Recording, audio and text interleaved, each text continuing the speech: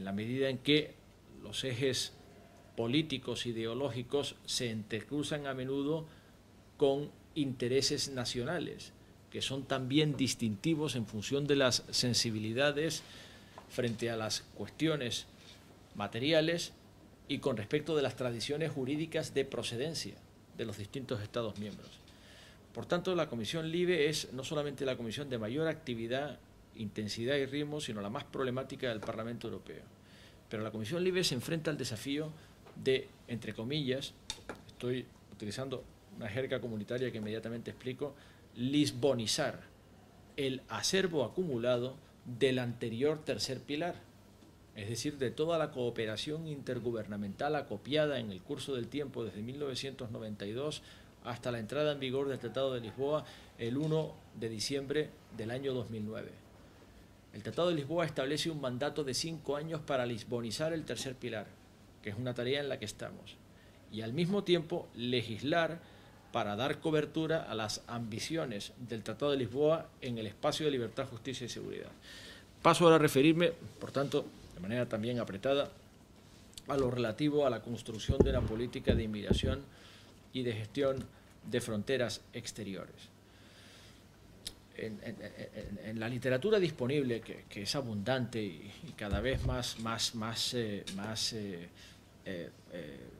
afinada, es decir, cada vez mejor documentada. Aquí tenemos esta revisión, este repaso a los 25 años de impacto del derecho comunitario en el derecho español. En la literatura disponible pueden ustedes encontrar en su detalle todas las incidencias, todos los avatares de los distintos expedientes, de los distintos vectores de la construcción de esta política de inmigración en los años anteriores a la entrada en vigor del Tratado de Lisboa. Pero lo que realmente importa a estos efectos es saber que en la fase inmediatamente anterior a la entrada en vigor del Tratado de Lisboa, es decir, en esa fase en la que se produce el desbloqueo con respecto del encallamiento del tratado por el que se establece una constitución para Europa en los referendos francés y holandés entre 2007 y 2009, se produce una intensificación de la necesidad de una respuesta común a este desafío de gestionar en común las fronteras exteriores de la Unión y de sentar las bases para una libre circulación de personas en la Unión Europea con garantías homogéneas en lo relativo al estatuto de los extranjeros en la Unión Europea. Asilados, refugiados, beneficiados de protección subsidiaria, inmigrantes ilegales e inmigrantes legales, que no solamente los hay también, sino que además son reconocidos como una contribución positiva, valiosa, a la sostenibilidad de nuestro modo de ser europeos, del modelo social europeo, y por consiguiente también a nuestros patrones de crecimiento y prosperidad, y a la sostenibilidad del gasto público sobre todo el conjunto de servicios públicos que realizan derechos fundamentales en la Unión Europea en lo que conocemos como modelo social europeo, el Estado social europeo, que es un gran patrón de reconocimiento en términos de políticas y de derecho comparado del modo de ser europeo en la globalización.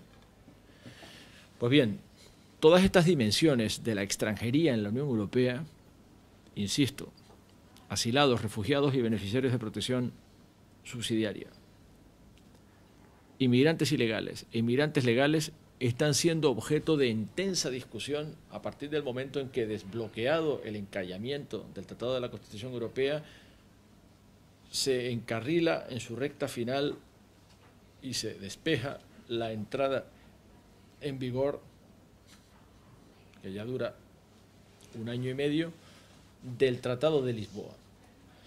Pues bien, esos son los expedientes sobre los que nos estamos ocupando. Y no hay ninguno que no encierre problemas delicados y complejos. No hay ninguno en el que no se enfrenten aproximaciones distintas con respecto de los elementos heterogéneos que se conglomeran en las instituciones europeas y en el espacio público europeo, también en el Parlamento Europeo. Pueden ustedes imaginar que la sensibilidad frente a la problemática del asilo y del refugio de Eslovenia es distinta a la finlandesa, que tiene una frontera exterior con respecto de lo que fue ese enorme espacio territorial de la órbita de la extinta Unión Soviética y de las repúblicas en las que implosionó la extinta Unión Soviética.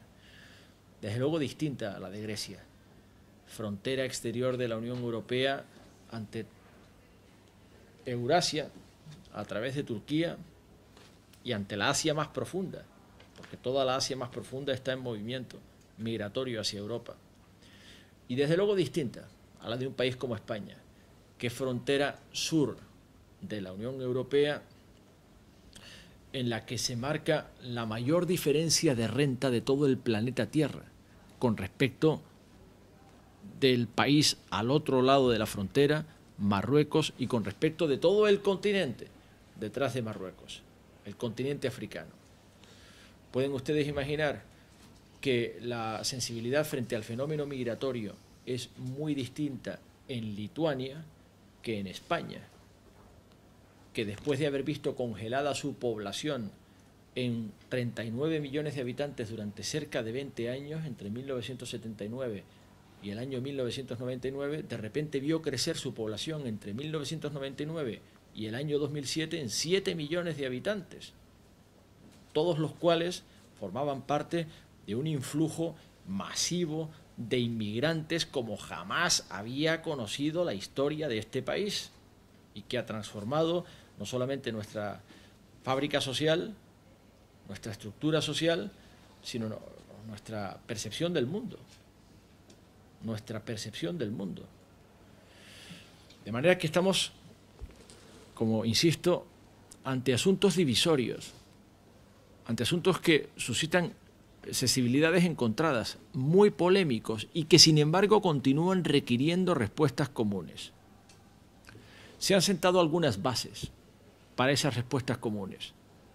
En materia de asilo y refugio, bajo presidencia francesa, en octubre del 2008 se adoptó un pacto europeo de asilo y refugio, que sienta las bases para la gestión común sobre principios comunes del asilo y del refugio. Como pueden imaginar, todos los Estados miembros de la Unión Europea son estados constitucionales intensamente comprometidos con los derechos consignados en la Convención de Ginebra de Protección del Refugiado de 1951, en su Protocolo de Nueva York de 1968 y en su recepción constitucional en los distintos Estados miembros. Ahora, sucede que los problemas prácticos para la implementación de un régimen jurídico homogéneo en Europa de esta cultura constitucional compartida son intensos.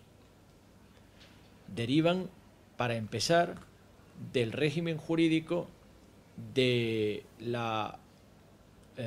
procedimiento y del reconocimiento del Estatuto de Asilado y Refugiado, que en estos momentos está contenido en unas llamadas convenciones de Dublín, Dublín I y Dublín II, que son las que encomiendan la responsabilidad al primer Estado fronterizo en la que el demandante de asilo toca en la puerta, para que, reconocido el Estatuto de Asilo, a partir de ahí pueda disfrutar de una libre circulación en el resto del territorio de la Unión Europea. Lo cual, como pueden imaginar, carga enormemente la responsabilidad de aquellos estados fronterizos que son puntos calientes de entrada de demandantes de asilo, sean falsos o verdaderos. Porque evidentemente entre los demandantes de asilo se produce una alta incidencia del fraude, o en todo caso grandes dificultades probatorias que tienen que ver con el hecho de que muchas personas proceden efectivamente de países en conflicto, pero no pueden acreditar persecución individualizada en esos países en conflicto, por tanto no pueden acreditar un riesgo individualizado, personalizado, en el caso de ser retornados al país del que dicen proceder. Además de las dificultades de identificación del país del que proceden, sea cual sea el país del que dicen proceder. De manera que, como pueden ver, aquí hay una serie de problemas jurídicos encerrados bastante complejos. No son menores los relativos a la gestión de las fronteras exteriores. aquí hemos hecho progresos.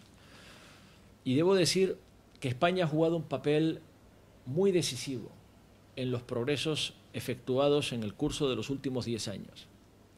Cuando yo me incorporé a la mesa del Consejo de Ministros de Justicia e Interior como ministro de Justicia del primer gobierno de José Luis Rodríguez Zapatero, no existía una agencia que forma parte hoy de la constelación europea en la comprensión y manejo de estos fenómenos, la agencia Frontex.